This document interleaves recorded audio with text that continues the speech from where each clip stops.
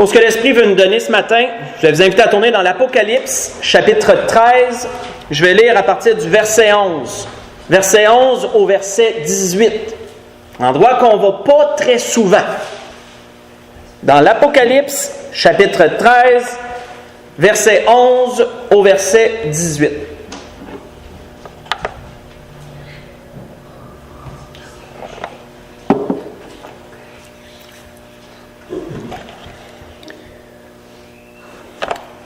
On voit qu'il est écrit « Puis je vis monter de la terre une autre bête, qui avait 2 cornes semblables à celles d'un agneau, et qui parlait comme un dragon.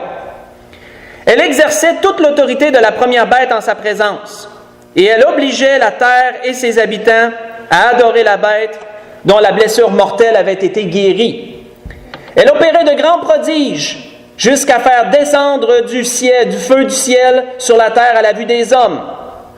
Et elle séduisait les habitants de la terre par les prodiges qui lui étaient donnés d'opérer en la présence de la bête, disant aux habitants de la terre de faire une image de la bête qui avait été blessée par l'épée et qui vivait. » On voit que jusqu'à présent, il nous parle ici du faux prophète qu'on appelle, du faux prophète de la fin des temps, faux prophète que plusieurs croient être le pape qu'on a présentement.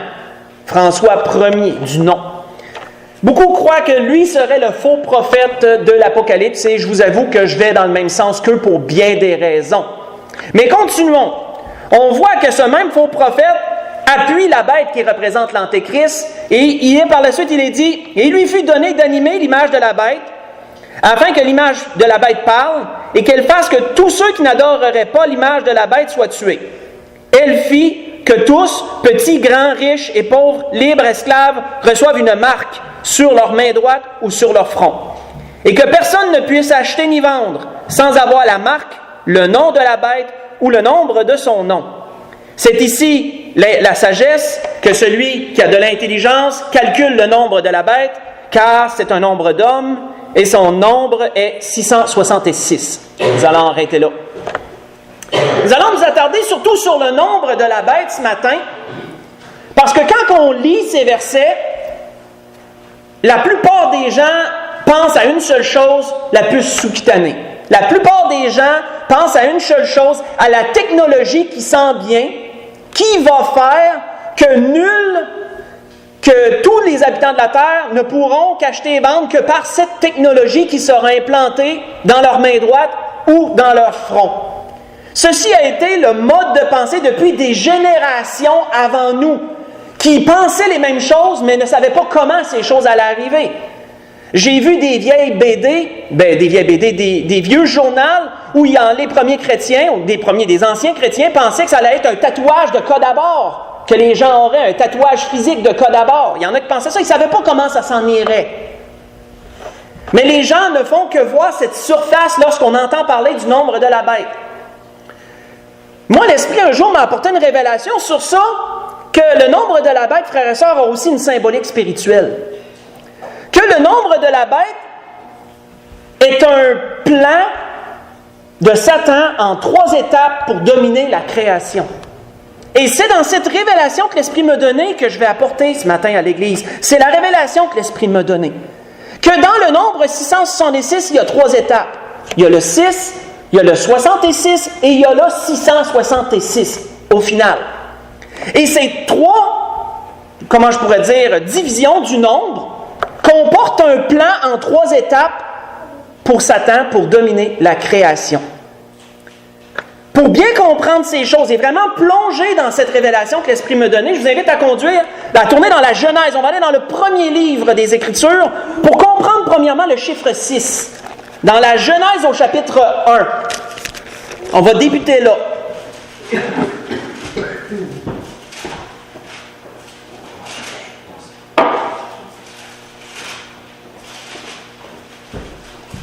Dans la Genèse au chapitre 1, on va lire du verset 24 au verset 31. À partir du verset 24, il est dit, Dieu dit, on est dans la création, là, on est dans les 6 jours de la création. Dieu dit que la terre produise des animaux vivants, selon leur espèce, du bétail, des reptiles, des animaux terrestres selon leur espèce. Et cela fut ainsi. Dieu fit les animaux de la terre selon leur espèce, le bétail selon son espèce, et tous les reptiles de la terre selon son espèce, et Dieu vit que cela est bon. Juste une parenthèse, vite, que je vais rouvrir et refermer, que j'avais déjà discuté avec quelques frères et sœurs, peut-être, qui étaient alentour, qui étaient autour de moi à ce moment-là. Quand on lit précédemment, on voit que les poissons, les oiseaux ont été tirés de l'eau, et on voit que toutes les bêtes de la terre ont été tirées de la poussière de la terre. Ça, c'est spécial. Quand on étudie les étapes de la création, c'est spécial. Tous les animaux terrestres ont été tirés de la terre. Les oiseaux et les poissons ont été tirés des eaux. C'est ce qu'on lit quand on lit précédemment, on étudie ces choses. Et là, on voit Dieu créer tous les animaux. Dieu crée tous les animaux à partir de la terre. Donc, on continue, à partir du verset 26. La touche finale de la création de Dieu. On pourrait dire le summum, la cerise sur le gâteau, le point culminant de la création de Dieu. Puis Dieu dit au verset 26, « Faisons l'homme à notre image selon notre ressemblance. » Parmi toutes les créatures que j'ai créées jusqu'à présent, je vais en faire une qui va se distinguer de toutes les autres. Elle sera à mon image, elle sera à ma ressemblance, dit Dieu. Je vais faire l'homme et la femme. Donc, des créatures spéciales. Nous sommes des créatures spéciales. Si on considère toutes les créatures de cette terre, nous sommes vraiment des créatures spéciales. Nous sommes à l'image de Dieu et à sa ressemblance. Et ça, frères et sœurs, c'est grand à comprendre. On voit qu'il est dit, Dieu créa l'homme à son image, il créa l'homme à l'image de Dieu. Il créa l'homme et la femme. Dieu les bénit et leur dit, soyez féconds, multipliez, remplissez la terre et assujettissez-la, et dominez sur les poissons de la mer, sur les oiseaux du ciel, et sur tout animal qui se meut sur la terre. Et Dieu dit, voici, je vous donne toute herbe portant de la semence qui est à la surface de toute la terre, et tout arbre ayant en lui du fruit d'arbre et portant de la semence, ce sera votre nourriture. Et à tout animal de la terre, à tout oiseau du ciel, et à tout ce qui se meut sur la terre, ayant un souffle de vie, je donne toute herbe verte pour nourriture. Et cela fut ainsi. Dieu vit tout ce qu'il avait fait, et voici, c'était très bon. Ainsi, il y eut un soir, il y eut un matin, ce fut le 6e jour. Arrêtons-nous là. Donc, nous voyons, frères et sœurs, que toutes créatures terrestres ont été créées le 6e jour. Et le point culminant de la création de Dieu, l'homme et la femme, furent également créés à la fin de ce 6e jour. Selon les théologiens, selon tous les étudiants de la Bible des temps passés, que ce soit Origène, que ce soit Eusèbe, et d'autres qu'on ne connaît pas, mais de l'histoire, qui ont étudié à fond les Saintes Écritures, le chiffre 6 a toujours représenté l'homme. Le chiffre 6 représente l'homme, qui fut créé le 6e jour. Quand on étudie ce nombre dans la parole de Dieu, je vous dirais qu'à 80% du temps, il est associé à l'homme. L'homme travaillera 6 jours. Le 7e jour, il se reposera. L'homme travaillera 6 années. La 7e année, ce sera l'année sabbatique, etc., etc. Dans beaucoup d'endroits, le chiffre 6 représente l'homme, représente la servitude dans laquelle il est, etc., etc. Beaucoup de choses. Mais le chiffre 6, retenez ceci, représente l'homme. On part de là, on comprend ça. On sait ce qui s'est passé par la suite. Quel a été le premier but de Satan? Dans la Genèse chapitre 3, on sait ce qui s'est passé. On sait que Satan a approché Ève. On sait comment il a manipulé Ève comme un animal rusé qu'il est, et qu'il a amené Adam et Ève à pécher. Il nous est dit quoi? Dans la Genèse chapitre 3, au verset 6, il nous est dit quoi? Et notez le verset 6. Il y en a qui pensent que c'est des coïncidences, mais ça arrive plusieurs fois dans la parole, ce genre de choses. Au verset 6, il est dit, « La femme vit que l'arbre était bon à manger, agréable à la vue, et qu'il était précieux pour ouvrir l'intelligence. Elle prit de son fruit et en mangea. Elle en donna aussi à son mari qui était auprès d'elle, et il en mangea. » Au verset 6, il nous est mentionné la chute de l'homme, autrement dit la désobéissance de l'homme vis-à-vis de Dieu. Donc, en tout et partout, le chiffre 6 comprend l'homme, mais l'homme pécheur, l'homme qui fait le mal, l'homme qui est dominé par le péché, Le chiffre 6, premièrement, représente ça. Ce premier 6, qui était la première étape du plan de Satan, était d'amener l'homme dans la désobéissance vis-à-vis de Dieu. D'amener l'homme à vouloir volontairement désobéir à Dieu. Ceci est le chiffre 6, la première partie de son plan, qu'il a exécuté dès la Genèse. On voit que Satan le fait de plusieurs façons. Genèse 3, verset 5, tournez. Pas besoin de lire, il est dit que Satan, on voit qu'il trompe. On voit dans 1 Chronique 21, verset 1-2, que Satan excite, il pousse au mal. Comme il a poussé David à dénombrer le peuple, il est dit que Satan excita David à faire le dénombrement du peuple dans 1 Chronique 21, et David pécha ainsi contre Dieu en le faisant. On voit que dans Matthieu 4, il nous est parlé de notre Seigneur, comment que Satan cherche à tenter. Dans Matthieu chapitre 4. On voit que Satan use de beaucoup de différentes stratégies pour amener l'homme à désobéir à Dieu. Première étape, le chiffre 6. Première chose. Et qu'est-ce que Satan voulait amener en bout de ligne au travers de ce chiffre 6? Tournons dans la Genèse, chapitre 6, justement, au verset 5.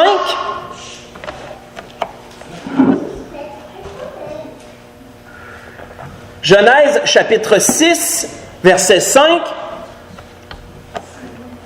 Qu'est-ce que Satan voulait amener en bout de ligne? L'accomplissement du 6, autrement dit. Il est dit que l'Éternel vit que la méchanceté des hommes était grande sur la terre et que toutes leurs pensées, toutes les pensées de leur cœur se portaient chaque jour uniquement vers le mal. Est-il dit?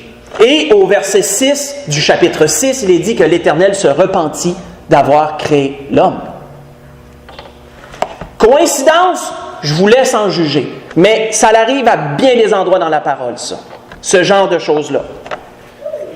Satan veut, frères et sœurs, dans cette première étape, amener l'homme à désobéir à Dieu aussi instinctivement que l'homme va aller manger, que l'homme va aller boire, etc.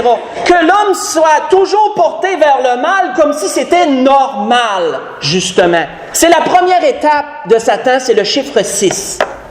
C'est la première chose.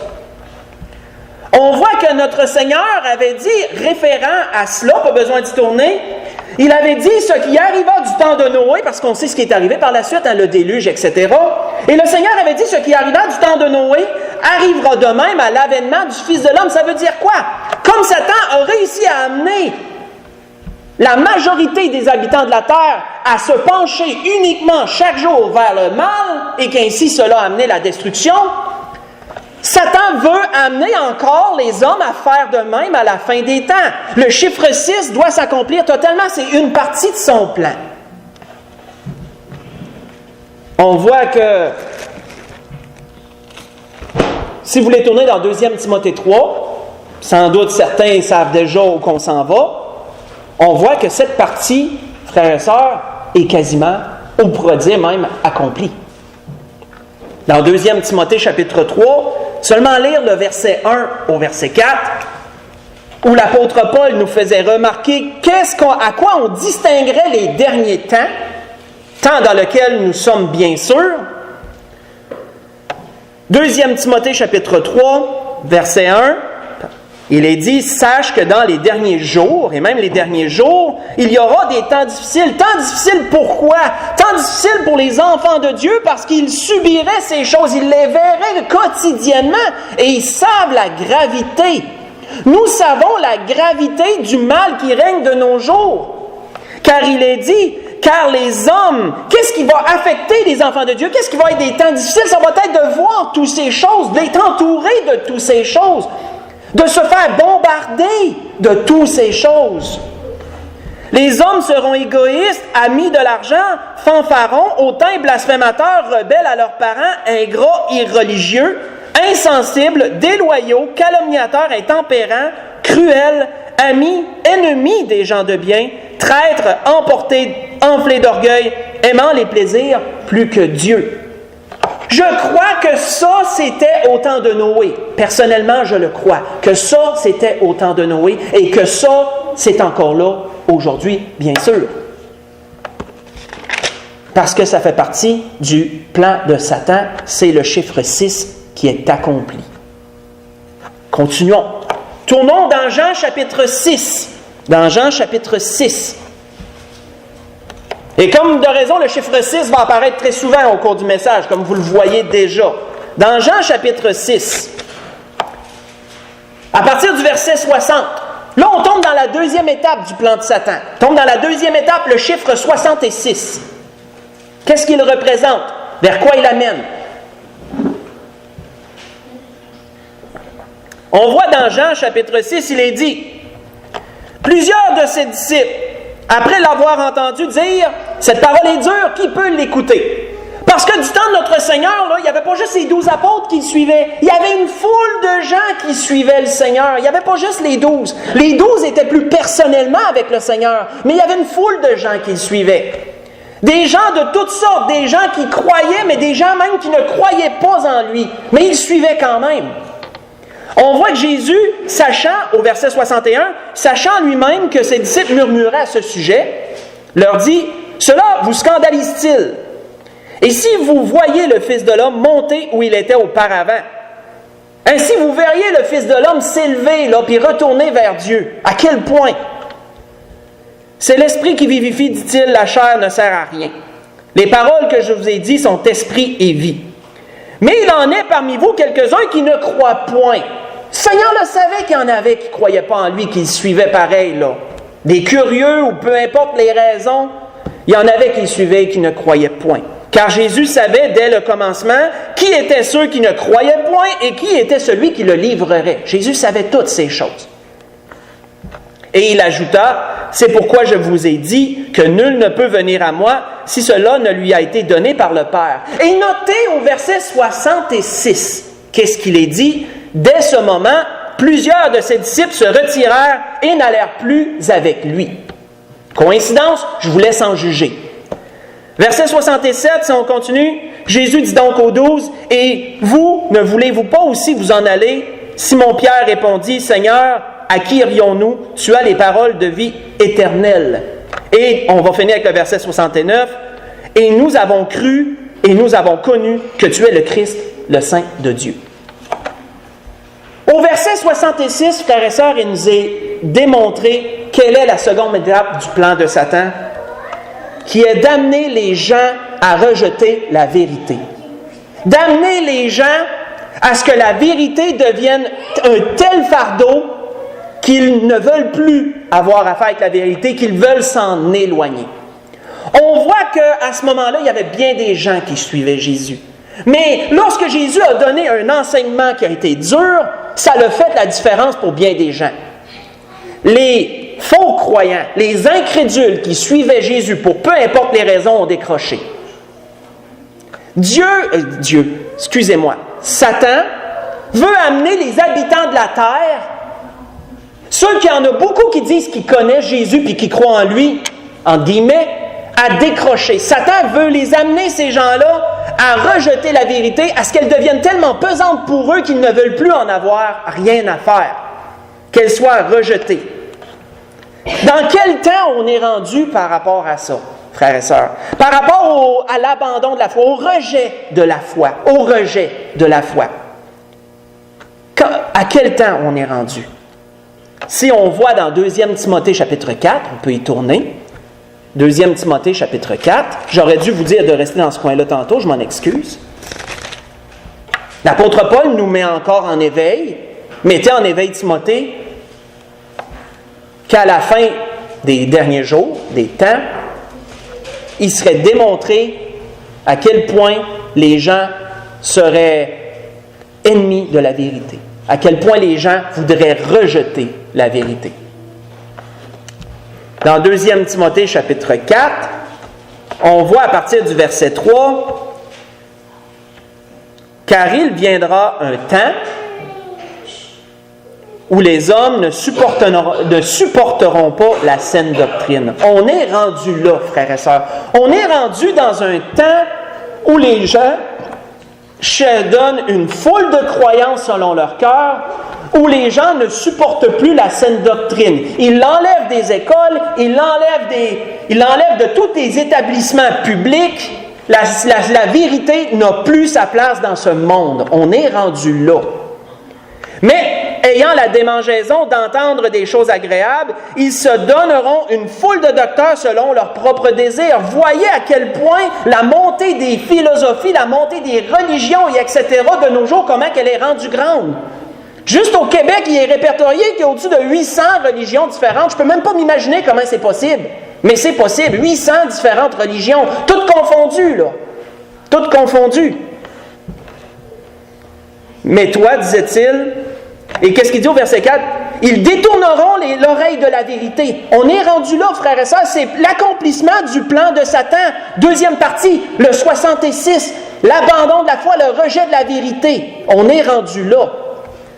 Les gens détourneront l'oreille de la vérité et se tourneront vers les fables, qui sont des histoires habilement montées, des histoires habilement conçues. On est rendu à ce point-là. Mais toi, disait-il à Timothée, sois sobre en toutes choses, supporte les souffrances, fais l'œuvre d'un évangéliste, remplis bien ton ministère. Satan y apporte l'endurcissement, frères et sœurs, face à la vérité et l'attachement à toutes sortes de croyances. Et j'ai été au fait de... J'ai montré à ma femme quelques faits dernièrement et l'Esprit me donne d'utiliser ça dans le message. Quelques faits qui démontrent où c'est qu'on est rendu, frères et sœurs. Aux États-Unis. Ça se passe aux États-Unis, ce que je vous dis. Les États-Unis qui sont supposés démontrer la chrétienté dans le monde. In God we trust. Hein? C'est la devise des États-Unis.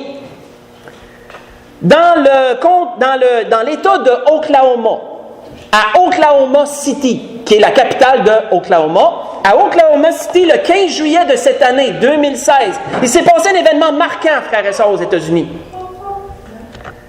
La statue, il y avait devant, j'ai pris des notes, excusez-moi, devant le Capitole de l'État, il y avait une statue de marbre des 10 commandements, que tout le monde pouvait voir. Ça identifiait l'État, ça identifiait comment l'État croit en Dieu. Une statue de marbre, grande statue de marbre des 10 commandements devant le Capitole de l'État à Oklahoma City. Cette statue a été jugée comme de quoi qu'elle avait plus sa place. Parce que beaucoup se sont plaints qu'elle associait l'État à une religion quelconque et qu'elle ne représentait pas la laïcité, autrement dit, la liberté de croyance. Ça identifiait l'État à la chrétienté, ça l'a été amené en cour, et la cour a jugé qu'il y avait raison, les gens qui ont amené ça. Ils ont fait enlever cette statue, et je crois même qu'elle a été brisée, je crois, je ne suis pas sûr. Mais le même jour, frères et sœurs, écoutons bien la suite. Là.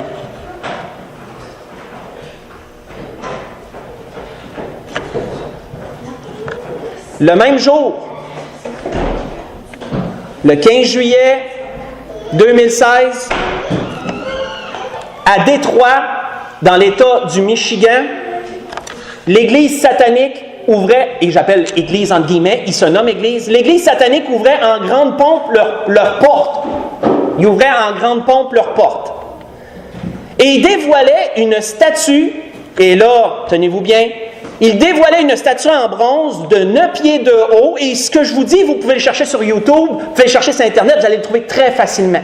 Ils dévoilaient une statue de 9 pieds en bronze de Satan, sous la forme du Baphomet, qu'autrement dit, tête de bouc, longue corne, corps d'homme, bas de bouc aussi, des pattes de bouc. C'est la représentation de Satan pour les satanistes. Il démontrait Satan assis sur un trône, avec 2 enfants à chaque bord de lui, avec le pentagramme satanique sur le front et sur le haut du trône. Devant tout le monde, cette statue a été dévoilée et acceptée à cause de la laïcité. Ils ont le droit de croire, eux autres aussi. Si on enlève cette statue-là, on brime la liberté de religion. On est rendu là, frères et sœurs. Ça donne froid dans le dos. Je m'en passe des frissons quand je vous en parle. Ça donne froid dans le dos. On est rendu là. Je vous fais reculer dans le temps, mais encore cette année. Au mois de juin, le 1er juin de cette année, la Suisse ouvrait en grande pompe le tunnel qu'ils ont inauguré sous une grande montagne. Un tunnel de 57 km de long qui a pris près de 10 ans à construire. Ils ont creusé en dessous de la montagne d'un état à un autre pour que ça aille direct et un train haute vitesse passe là-dedans. La cérémonie d'ouverture, frères et sœurs, était une cérémonie satanique où vous pouvez voir le Baphomet, vous pouvez voir des femmes légèrement habillées, on voyait quasiment au travers de leur linge, on voit même une scène où il y a des zombies qui marchent, elle a toutes des représentations sataniques, ça. Et vous pouvez voir cette scène, les commentateurs, si vous allez sur Internet chercher, mettons, comment je pourrais dire, tunnel suisse, messe satanique, quelque chose comme ça, vous allez trouver tout de suite ce que je vous dis. Il y en a plein, ça en parle beaucoup. Et les commentateurs qui ne savent pas trop qu'est-ce que c'est, on dit de cette cérémonie d'ouverture qu'elle était étrange. Il y en a qui ont dit qu'elle était extraordinaire, étrange. Les gens ne savaient pas trop comment qualifier ça. Mais quand vous l'écoutez, frères et sœurs, je l'ai écouté jusqu'au bout, ça donne froid dans le dos. Et les grands dirigeants, François Hollande, Angela Merkel, qui est la présidente de l'Allemagne, et les grands dirigeants étaient tous là et regardaient ça. Pensez-vous qu'ils ne savaient pas ce qui est en train de se passer? Détrompons-nous, ils savent exactement ce qui se passe. Le chiffre 66, frères et sœurs. Le rejet de la vérité et l'adoption de toutes sortes de croyances qui sont bien sûr toutes dirigées vers vers Satan. On est rendu à ce temps-là, frères et sœurs. Et qu'est-ce qui nous est dit? Quand le Seigneur m'a amené dans cela, je vais vous lire une portion dans Daniel qui nous parle un peu prophétiquement des derniers temps. On n'est pas complètement rendu où que Daniel parle, mais vous verrez bien qu'est-ce que Daniel dit sur ça. Faites juste écouter. Où il était dit dans les révélations que Daniel avait reçues, le bouc devint très puissant. C'est le 4e animal que Daniel avait vu dans sa révélation. Le bouc devint très puissant, mais lorsqu'il fut puissant, sa grande corne se brisa. 4 cornes s'élevèrent pour la remplacer aux 4 vents des cieux. De l'une d'elles sortit une petite corne qui s'agrandit beaucoup vers le midi, vers l'Orient et vers le plus beau des pays, qui est, autrement dit, le pays d'Israël. Elle s'éleva jusqu'à l'armée des cieux, qui est le peuple juif. Elle fit tomber à terre une partie de cette armée et des étoiles, et elle les foula. Elle s'éleva jusqu'au chef de l'armée, et lui enleva le sacrifice perpétuel et renversa le lieu de son sanctuaire. L'armée fut livrée avec le sacrifice perpétuel à cause du péché. La corne jeta la vérité par terre, frères et sœurs. Elle jeta la vérité par terre et réussit dans ses entreprises. Ce que je vous ai lu dans Daniel chapitre 8, j'ai lu à partir du verset 8 jusqu'au verset 12. La petite corne qui représente l'Antéchrist jeta la vérité par terre et elle réussit dans ses entreprises. C'est là qu'on est rendu. On a vu quoi jusqu'à présent? On a vu le 6 amener l'homme dans la désobéissance de Dieu volontaire et que cela devienne normal, changer le mal en bien et le bien en mal, accompli. On a vu le 66, le rejet de la foi, de la vérité. On est rendu où Satan peut s'afficher publiquement et où les gens l'acceptent à cause de la laïcité et où la religion chrétienne est mise aux orties parce qu'elle est considérée comme dérangeante. Le 66, accompli. Maintenant, tournons dans la Genèse chapitre 11 pour voir le 666, ce qu'il veut dire.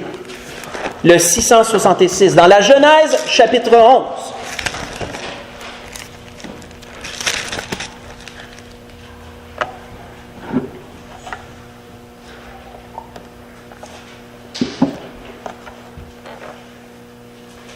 Nous allons lire du verset 1 au verset 4.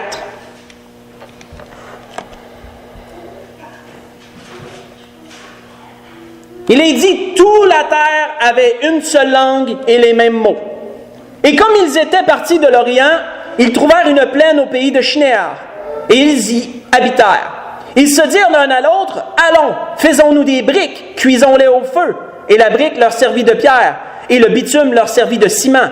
Et ils dirent encore, « Allons, bâtissons-nous une ville et une tour dont le sommet touche au ciel. Élevons-nous à Dieu, élevons-nous à son niveau. Faisons-nous une tour dont le sommet touche au ciel, et faisons-nous un nom afin que nous ne soyons pas dispersés sur la surface de toute la terre.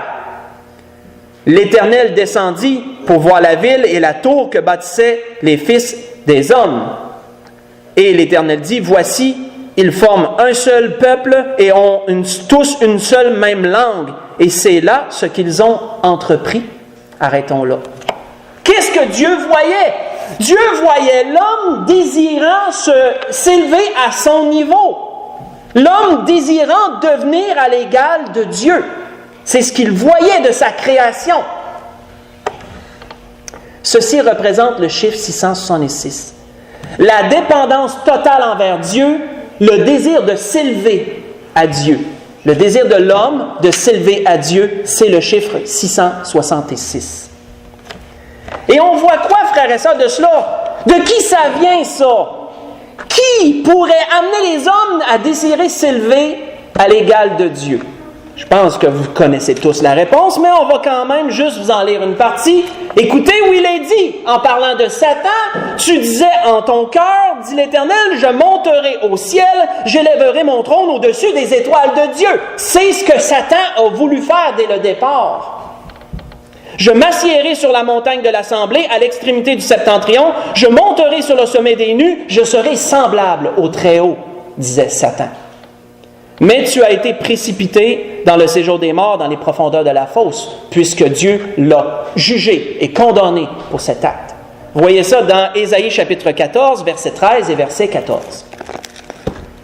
Qui amène les hommes à vouloir s'élever à l'égal de Dieu, frères et sœurs? On sait que c'est qui. C'est le même qui amène le 6, c'est le même qui amène le 66, c'est le même qui amène le 666. De nos jours, voyons-nous des manifestations que les hommes veulent s'élever à l'égalité de Dieu? Frères et sœurs, j'aurais pas eu à cette page dans toutes mes notes, dans tout mon livre de notes pour en noter tellement qu'il y en a. Mais j'en ai relevé quelques-unes. En Chine, présentement, ils sont en train de construire une immense usine. Et le nom de cette compagnie s'appelle Boya Life. C'est une usine de clonage. Elle deviendra une usine de clonage massive. En 2020, elle est prévue d'ouvrir en 2020. Présentement, Boya Life fait des expériences, mais c'est en 2020 que leur super usine de clonage va être complétée selon eux. Cette usine prévoit cloner des chiens, des chevaux et vise à cloner jusqu'à 1 million de vaches par an pour nourrir les gens de la terre et surtout les Chinois. Parce que là, présentement, les terres de Chine ne fournissent pas pour le nombre de petits Chinois qu'il y a en Chine. Parce qu'il y a trop de monde, ils n'ont pas assez de terre à cultiver, ils ne savent pas comment nourrir tout le monde. Bien là, ils disent, tiens, on va cloner les animaux. Ils ont déjà réussi d'ailleurs, ils sont déjà capables de cloner des chiens. Ça a été un succès. Ils sont déjà capables de cloner des animaux. On sait qu'ils voudraient en venir à vouloir cloner des humains aussi, bien sûr. Mais ça ne marchera pas. Selon moi, ça ne peut pas marcher. Parce qu'il y a une chose dans l'être humain qu'ils ne peuvent pas mettre, c'est notre âme. Le souffle de vie que Dieu nous donne. Ça vient de Dieu, ça. Ça, ils ne peuvent pas mettre ça. Les animaux ne l'ont pas. Fait que oui, ils sont capables de le mettre. Ils sont capables de le reproduire. Les animaux ont simplement la vie et ils ont la poussière de la terre. Ils sont nés de la poussière. Donc, oui, ils peuvent prendre des gènes d'animaux et reproduire des animaux. Ils n'ont pas d'âme. Ils n'ont pas l'esprit en dedans d'eux. Ils n'ont pas un esprit propre à eux. Donc, oui, ils sont capables. Mais l'homme, il ne serait pas capable de faire ça. Parce que ça, c'est Dieu qui donne. La petite partie qui fait qu'on est à l'image de Dieu, c'est Dieu qui la donne. Il ne sera pas capable de faire ça. Mais ils veulent quand même le faire. Quand même le faire, bien sûr. Donc, on est rendu là. L'homme reproduit des animaux à partir de cellules. L'homme touche au domaine de Dieu. L'homme veut devenir le petit apprenti créateur. C'est une portion. C'est une parmi tant d'autres. On voit que, vous connaissez bien sûr Monsanto, plusieurs connaissent Monsanto, qui sont les chefs de file pour fabriquer des OGM, des organismes modifiés génétiquement, des graines, admettons, qui ont été manipulées génétiquement pour résister à certains insectes ou autres, pour produire plus, etc.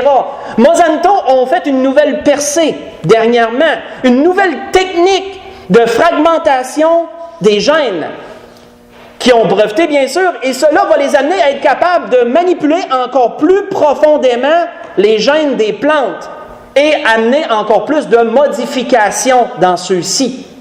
Ils viennent de faire cette percée, ça s'appelle le CRISPR-Cas. En tout cas, s'il y en a qui veulent avoir le terme exact, s'ils veulent l'étudier, pour venir me voir, puis je vous donnerai les termes exacts, j'ai trouvé ça. L'intelligence artificielle est en voie d'être atteinte. Google a une division qui s'appelle Google DeepMind. Si vous faites une recherche Google DeepMind, vous allez voir beaucoup de choses de ce qu'ils font eux autres. Ils ont réussi à reproduire une voix humaine, toute créée par ordinateur. Ils ont réussi à amener des logiciels qui sont capables de réfléchir, entre guillemets, et ils sont capables d'analyser et de donner des réponses. On s'en va loin, on est rendu loin, frères et sœurs. Là. On est rendu là.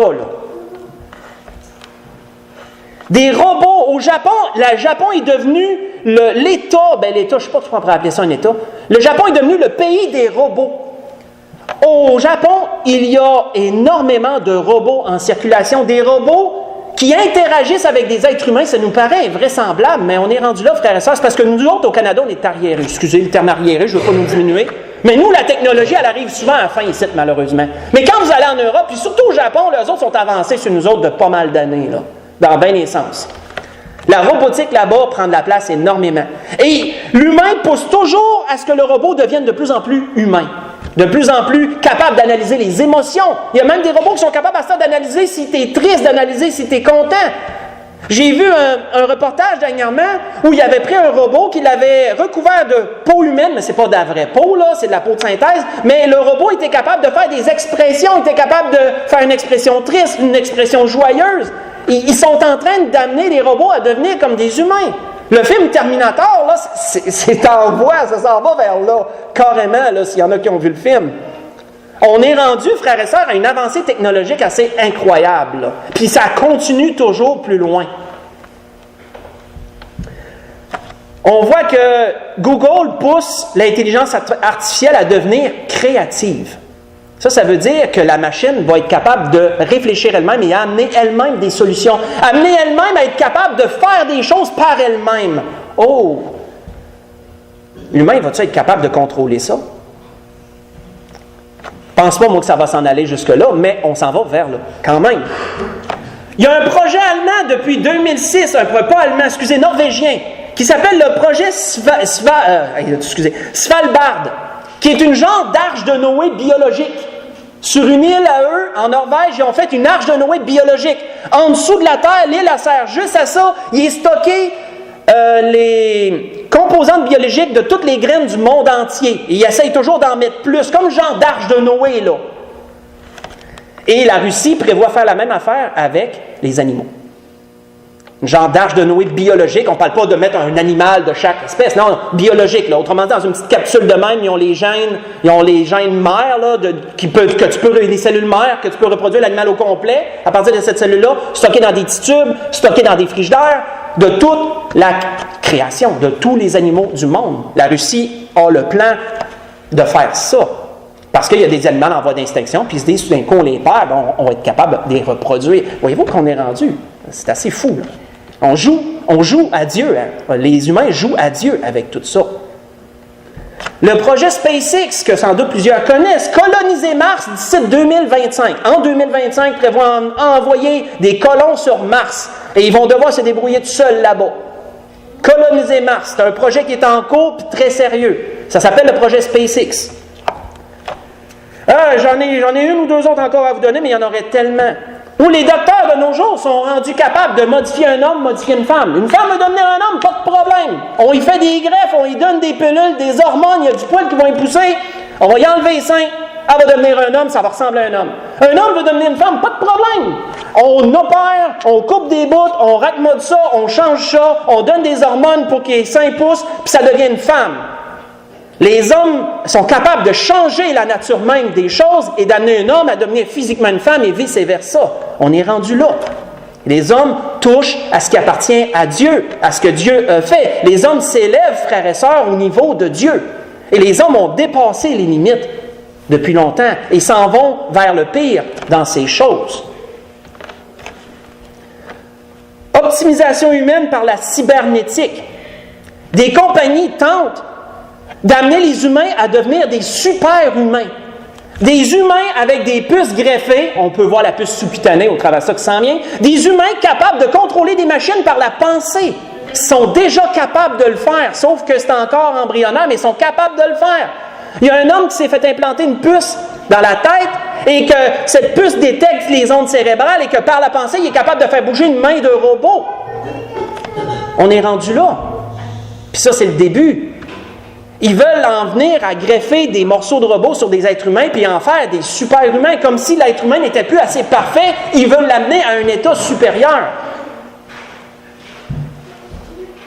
On voit qu'encore en Chine, et je vais finir là-dessus parce que je pourrais vous en donner encore toute la journée des choses comme ça. La Chine est en train de créer un accélérateur de particules encore plus puissant que celui existant en France, le CERN, qui s'appelle CERN, pour ceux qui veulent étudier ça. Un accélérateur de particules, frères et sœurs, c'est comme un tube géant ou qui envoie des ions, des atomes se bombarder. Et qu'est-ce qu'ils veulent reproduire? Ils veulent reproduire ce qui s'est passé selon eux à la création, au Big Bang, selon ce que le croyance, là. Selon le croyance. Ils veulent reproduire ce qu'on appelle des bosons de Higgs. Et là, je vous dis, là, je ne peux pas vous expliquer ça, c'est trop. Moi-même, j'ai de la misère à le capter. Mais s'ils réussissent à en faire présentement à petite échelle, mais s'ils réussissent à faire des bosons de Higgs à grande échelle, ça va donner, frères et sœurs, accès à un autre type de physique, une nouvelle sorte de physique. Et là, on entre vraiment dans le domaine du supernaturel, on rentre vraiment dans le domaine de la science-fiction, là. Une nouvelle physique qui s'appelle la supersymétrie ou la matière noire. Ils sont rendus là. Ils sont capables d'étudier des bosons de Higgs, ils veulent en venir à reproduire ça, et ça va donner vraiment une ouverture à quasiment les voyages dans le temps, puis toutes sortes d'affaires. Là. Ils ne savent pas jusqu'où ça peut mener, ça. Là. Mais les films de science-fiction de Star Trek qu'on voit et qu'on rit, là, ils sont en train de vouloir faire ça. On est rendu là, là. Puis la technologie est quasiment à l'ouverture de percer pour trouver ces choses. La téléportation, là, c'est des rêves, ça, que les gens veulent faire, là. Que les plus grandes têtes de notre époque veulent faire. L'homme a déjà, frères et sœurs, dépassé les limites. Satan est déjà en train d'amener l'homme à vouloir devenir l'égal de Dieu, et l'homme le fait dans ses manipulations dans bien des sens. Prenez la robotique comme étant l'homme qui se prend pour le créateur, puis les robots comme étant des créatures que l'homme a réussi à faire de ses propres mains, comme Dieu quand il nous a créés. L'homme se sent à l'égal de Dieu dans tout ce qu'il fait. Qui le pousse à faire ça? C'est le même qui est en arrière de tout ça. C'est Satan qui amène ça. C'est le 666, frères et sœurs. Et nous pouvons comprendre que le 666 est aussi accompli. Le plan de Satan en 3 étapes, frères et sœurs. Le 6, le 66 et le 666. Quand je dis qu'on est à la fin des temps, frères et sœurs,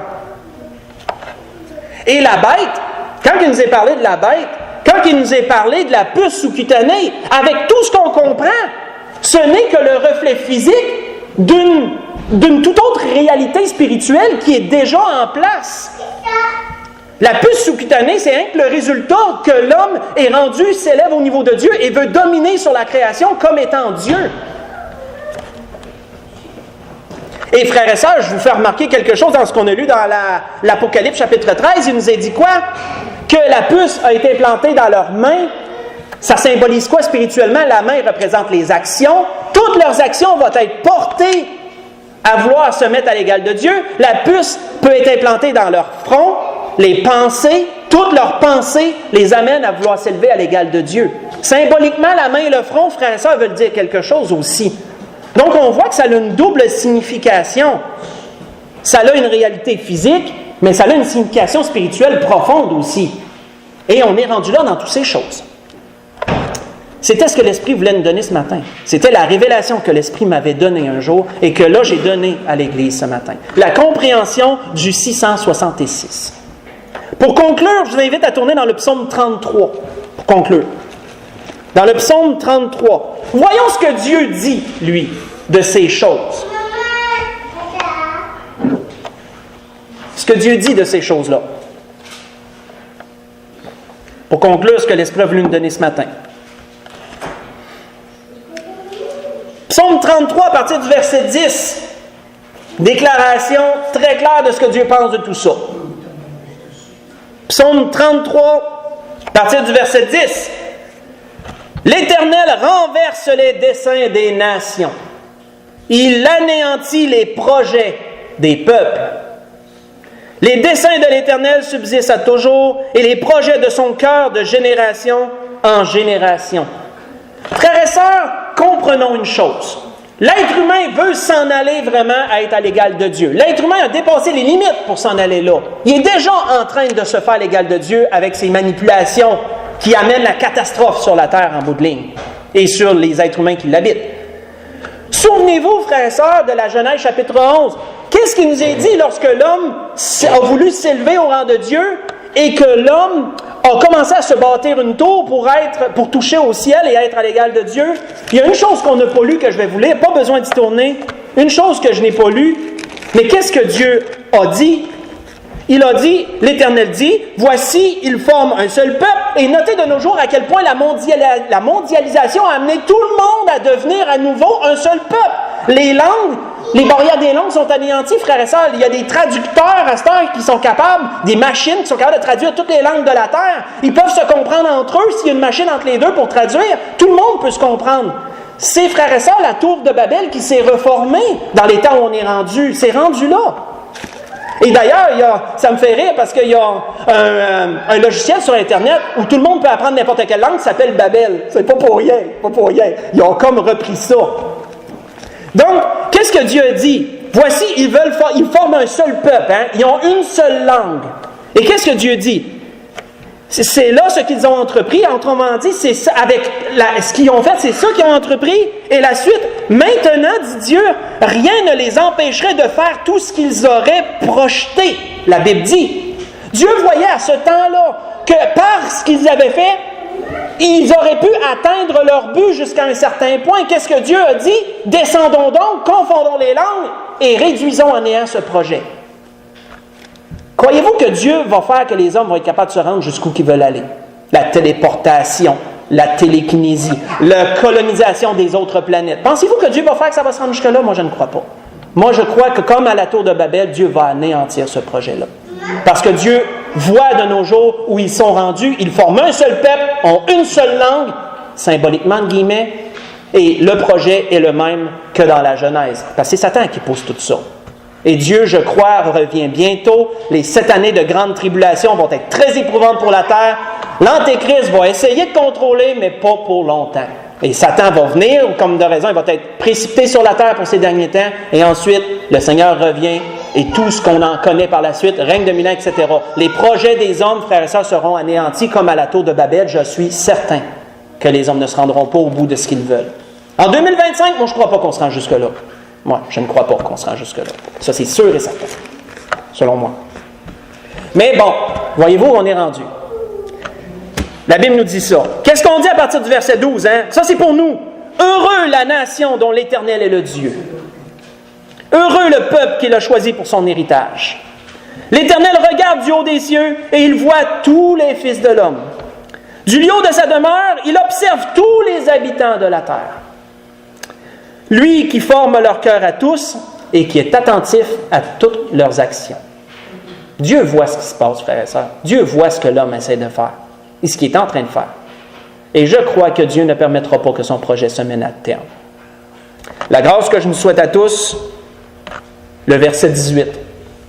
Voici l'œil de l'Éternel est sur ceux qui le craignent, sur ceux qui espèrent en sa bonté, afin d'arracher leur âme à la mort et de les faire vivre au milieu de la famine. Oui, frères et sœurs, le Seigneur va nous délivrer de ces choses. Persévérons, continuons, mais comprenons les temps où on est rendu et comprenons ce que le 666 veut dire. On peut se lever pour le dernier cantique.